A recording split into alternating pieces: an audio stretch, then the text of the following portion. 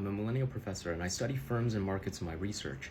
And in addition to publicly available data, I also use privately available data from something called Bloomberg. So this is just the mobile version. There's also a desktop version. There's also a Bloomberg Anywhere.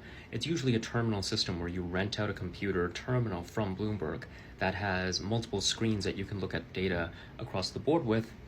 But right now I don't have that in my office, so I'm just working with the mobile version that I'm going to show you guys right now.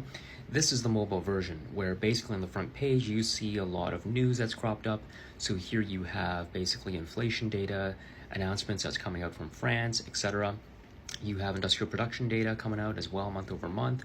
You have basically access to a lot of financial news that's coming out, a lot of economic news. You also have on the bottom, you see a home page. You can search for different things, different companies, different tidbits of data. You also have a messaging system. So that's basically where you can email other professionals who use Bloomberg within the system itself, sort of like a messaging system like WhatsApp or something else, but strictly within Bloomberg. One thing that I look a lot at is basically environmental, social, and governance policies, and this in particular is some of the data presented for Apple. Now again, the mobile version is quite truncated, so there's not as much data as you could get on the terminal version, but in any case, what we can see is we can see some statistics basically for the extent to which policies are implemented at Apple.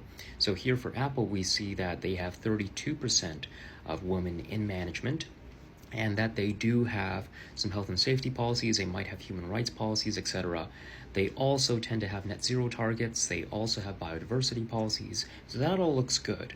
But there's also another page later on that's not shown here that shows how much greenhouse gas emissions they emit. And that's a part that gets a little tricky.